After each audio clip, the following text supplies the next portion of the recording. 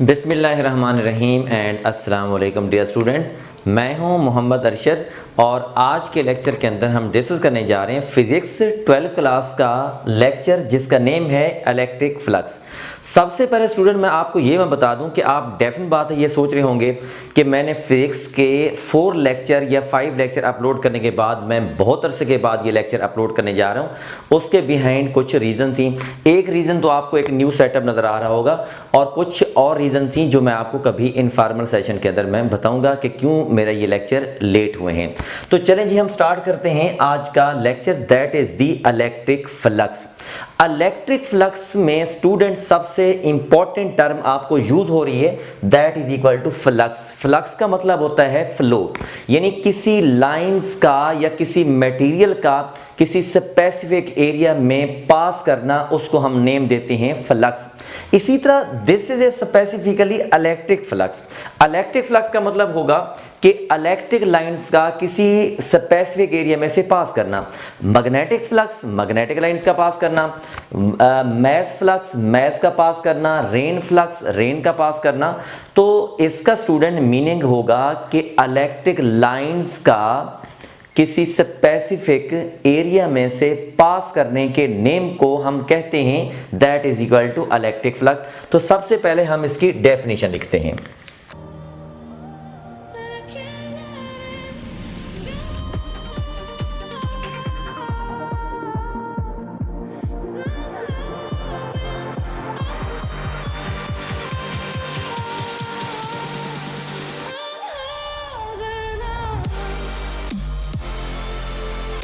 तो ये स्टूडेंट हमने इसकी स्टेटमेंट लिख दी, the electric lines of force. इसको हम इलेक्ट्रिक लाइंस ऑफ फोर्स भी कहते हैं, सिंपली हम इलेक्ट्रिक लाइंस भी हम इसको कह सकते हैं।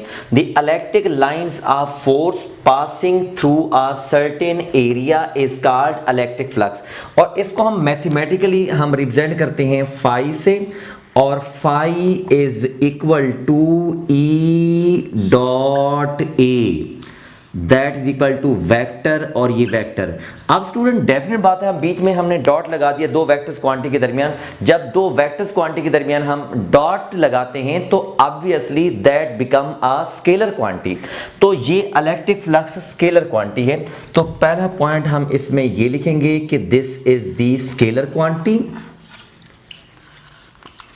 Scalar quantity. और नेक्स्ट नंबर पर हम इसके एसआई यूनिट की हम बात करेंगे। तो एसआई यूनिट इसका बनेगा, इस इलेक्ट्रिक लाइंस ऑफ फोर्स का यूनिट होता है न्यूटन पर कूलम, और उसके बाद एरिया का यूनिट होगा मीटर का स्क्वायर। अब स्टूडेंट इसको हम मैथमेटिकली डॉट प्रोडक्ट को हम कॉस की टर्म के अंदर हम लिख सकते हैं। तो इसको हम लिखेंगे phi is equal to E A और ये कॉस ऑफ थीटा। अब क्वेश्चन ये है कि what is E and what is A and what is theta. E is the magnitude of electric field line. Electric field line ज्यादा है या कम है वो रिप्रेजेंट करता है ई को।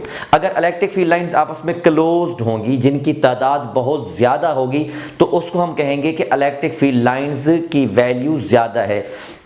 अगर एरिया ज्यादा होगा तो डेफिनेट बात हम कहेंगे एरिया ज्यादा है। एरिया का मतलब आप समझते हैं कि अगर उसका सर्टेन एरिया, कवरिंग एरिया अगर ज्यादा होगा तो हम कहेंगे एरिया की मैग्नीट्यूड ज्यादा है।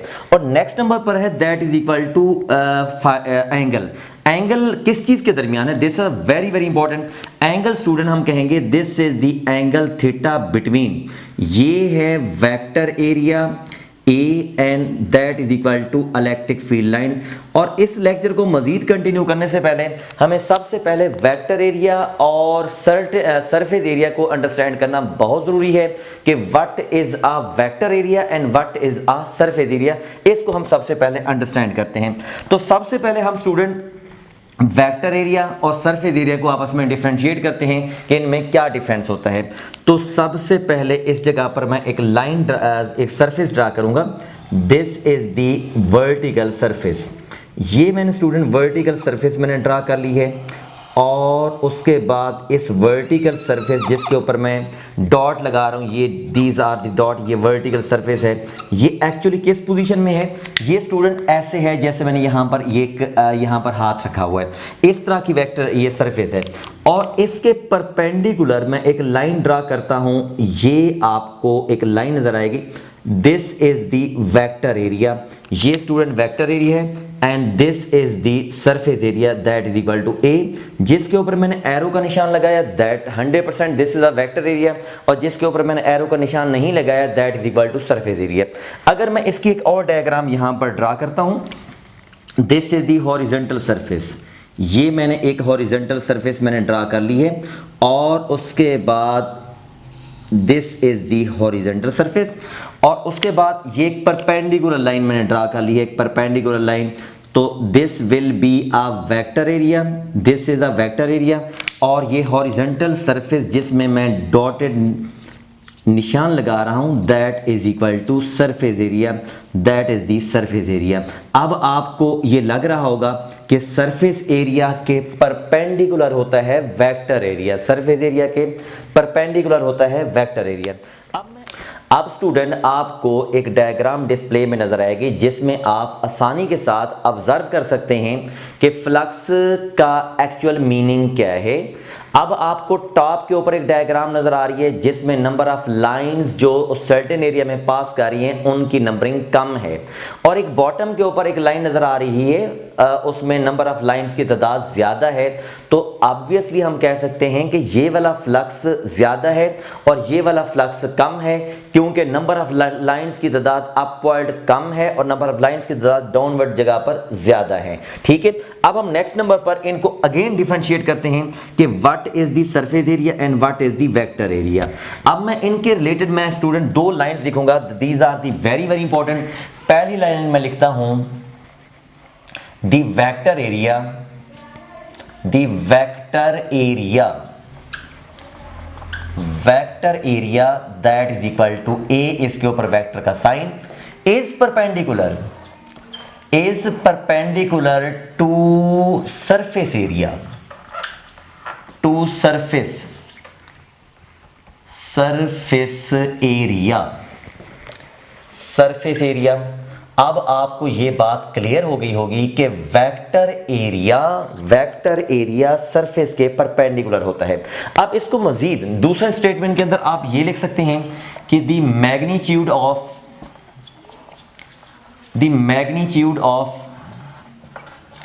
Vector area is a surface area। अगर स्टूडेंट मजीद इसको आपने अंडरस्टैंड करना है तो आपको यहां पर डायग्राम नजर आ रही होगी, दो डायग्राम आपको नजर आ रही हैं जिसमें आपको जो रेड लाइन नजर आ रही है that is a vector area और जो दूसरी आपको जो सरफेस नजर आ रही है that is equal to surface area. इस तरह से भी आप इनको डिफरेंशिएट कर सकते हैं। अगर मजीद मैं आपको इसके बारे में कुछ और इंफॉर्मेशन दूं तो और आप जरा नोट करें कि इसमें वेक्टर एरिया सरफेस के अगर परपेंडिकुलर है तो इस पॉइंट पर आप जरा नोट कीजिएगा, अगर सरफेस एरिया है किसी प्लेन के अंदर, this is the surface area, ये है जी surface area, surface area, this is the vector area.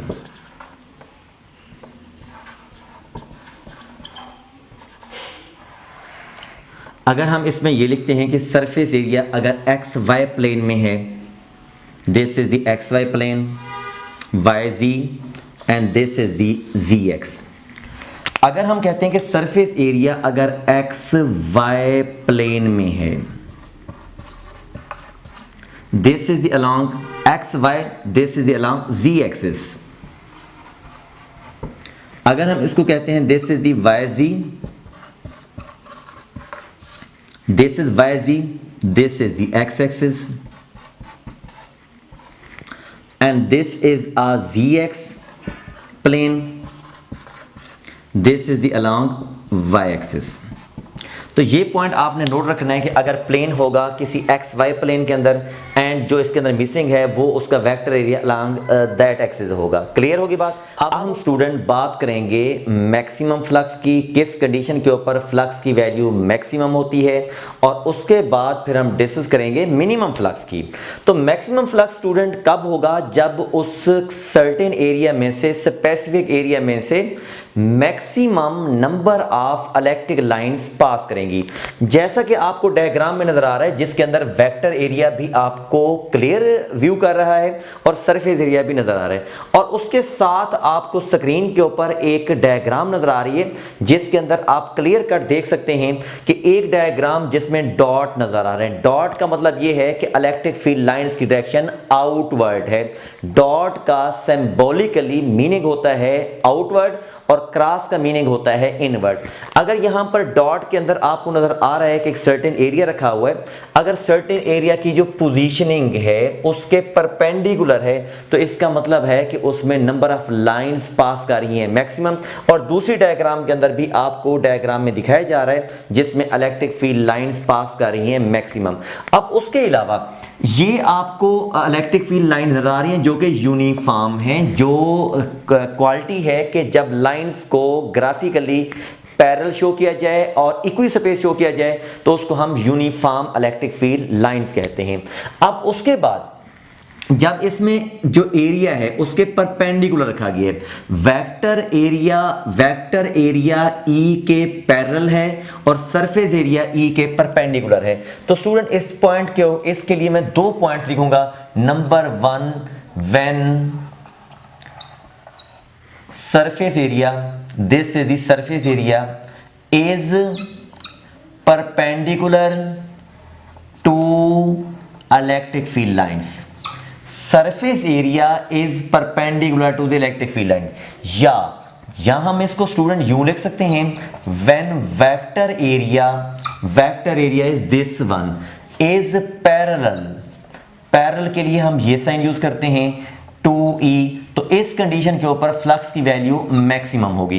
तो डेफिनेट बात है इसके लिए हम मैथमेटिकल भी टू वे में लिख सकते हैं कि phi is equal to this is the E and this is the surface area, और सरफेस एरिया को हम लिख सकते हैं this is equal to perpendicular.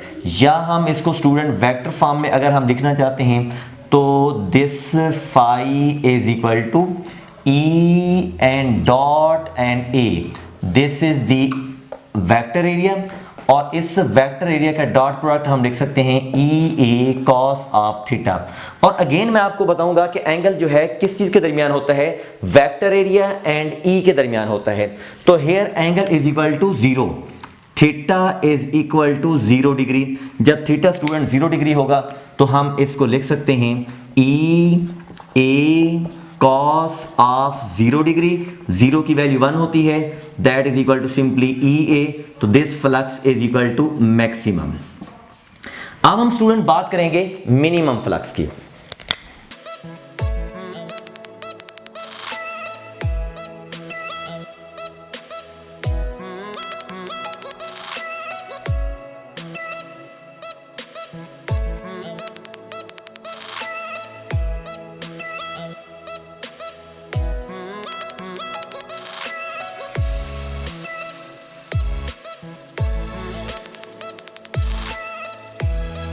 Again student आपको ये मैं डायग्राम मैंने डिस्प्ले की है, this is for the minimum flux, और इसके साथ एक और स्क्रीन के ऊपर आपको डायग्राम नजर आ रही होगी जिसमें अगेन डॉट शो किए गए हैं, जिसका मतलब मैं आपको ऑलरेडी बता चुका हूं। डॉट का मतलब होता है आउटवर्ड और क्रॉस का मतलब हुआ करता है इनवर्ड। अब इस डायग्राम को भी देख सकते हैं, इस डायग्राम को भी देख सकते हैं जिसमें सरफेस यूं पड़ी हुई है। अगर मैं हाथ को यूं रखता हूं और इधर से ये लाइन पास कर रही है तो इसमें कोई भी लाइन पास नहीं करेगी, सरफेस इस लाइंस के पैरेलल है। तो पहला पॉइंट इसमें मैं लिखूंगा, when surface area is parallel to E। Next number पर when vector area is perpendicular to this one. तो इस कंडीशन के लिए हम यहाँ पर मैथमेटिकल साइन के लिए इस मैथमेटिकली हम इसको लिख सकते हैं phi is equal to E A, और ए जो है this is equal to parallel है, क्योंकि ये सरफेस एरिया की हम बात कर रहे हैं। और उसके बाद नेक्स्ट नंबर पर हम इसको लिख सकते हैं phi is equal to E and dot and A vector next number पर E A cos of theta. अब डेफिनेट बात है, अगेन मैं आपको ये बताऊंगा कि स्टूडेंट एंगल होता है वेक्टर एरिया और ई के बिटवीन, जो कि इस जगह के ऊपर 90 है।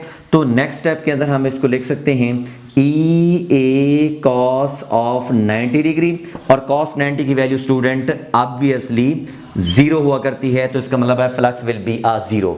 तो अब हम बात करेंगे, ये तो हम बात कर रहे थे मैक्सिमम वैल्यू के लिए और बात हम कर रहे थे मिनिमम वैल्यू के लिए। अगर कोई और एंगल है इसके अलावा, तो तब उसकी कंडीशन किस फैक्टर के ऊपर डिपेंड करती है और उसकी डायग्राम किस तरह से बनती है, आइए हम उसको देखते हैं।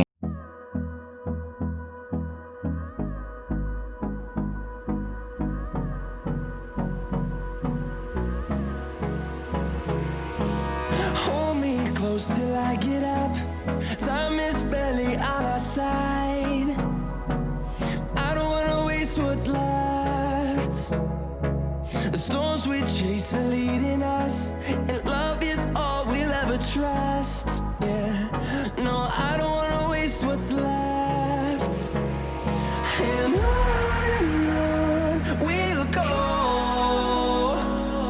अब हम स्टूडेंट लास्ट नंबर पर हम बात करते हैं flux at the any angle, क्योंकि इससे पहले हम डिस्कस कर चुके हैं कि फ्लक्स एट 0 डिग्री और उसके बाद फ्लक्स एट 90 डिग्री, यानी मैक्सिमम फ्लक्स को और मिनिमम फ्लक्स को, यानी इन एंगल्स के अलावा अगर एंगल की वैल्यू कुछ और हो सकती है, 0 और 90 के बिटवीन कोई भी अगर एंगल हो सकता है, तो उसकी डायग्राम कैसे बनेगी और उसको हम कैसे कैलकुलेट करें, तो उसको अब आप देखें।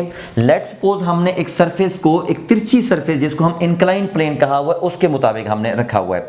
अगर हम इसकी सरफेस की पोजीशन को हम चेंज करते जाएंगे तो एंगल ई और ए के बिटवीन भी चेंज होता जाएगा। अगर आप इमेजिन करें कि दिस इज दी सरफेस और ये सरफेस के perpendicular this is the vector area, अगर इधर इलेक्ट्रिक फील्ड लाइंस पास कर रही हैं तो angles, this is the angle, ये स्टूडेंट एंगल है, तो इसके बाद जो इफेक्टिव ये वाले जो सरफेस है दिस इज दी इफेक्टिव, और ये अगर ए है this is the surface area, और इस इफेक्टिव सरफेस को हम नेम देंगे this is the A cos theta. अब डेफिनेट बात है, एंगल जैसे जैसे हम चेंज करते जाएंगे तो इसका जो इफेक्टिव कंपोनेंट है ए कॉस थीटा, ये भी डेफिनेट बात है चेंज होता जाएगा। एंगल को अगर हम इंक्रीज करते जाएंगे तो इफेक्टिव कंपोनेंट जो है इसकी वैल्यू स्टूडेंट डेफिनेट बात है कम होती जाएगी। अगर एंगल को डिक्रीज करते जाएंगे तो इफेक्टिव कंपोनेंट की वैल्यू इसमें इंक्रीज करती जाएगी, क्योंकि cos 0 के ऊपर इसकी वैल्यू मैक्सिमम होती है। तो इस जगह के ऊपर फ्लक्स का फार्मूला स्टूडेंट इस फॉर्म में बन जाएगा, phi is equal to E A cos of theta. तो ऑब्वियसली हम स्टूडेंट इसमें फ्लक्स की वैल्यू अगर हम ये भी लिखना चाहें किन फैक्टर्स के ऊपर डिपेंड्स करती है, तो डिपेंडेंट्स की वैल्यू इसमें स्टूडेंट 3 फैक्टर के ऊपर होती है। नंबर 1 फ्लक्स डिपेंड करेगा, फाई की वैल्यू डिपेंड करेगी मैग्नीट्यूड ऑफ ए के ऊपर, नंबर 2 डिपेंड करेगी मैग्नीट्यूड ऑफ एरिया के ऊपर, और नंबर 3 डिपेंड करेगी एंगल के ऊपर। अगेन एंड लास्ट में एक दफा फिर angle is between vector area and this is the electric field lines. Electric field intensity और वेक्टर एरिया के दरमियान ये एंगल होता है। अब हम स्टूडेंट लास्ट में एक एमसीक्यू डिस्कस करते हैं।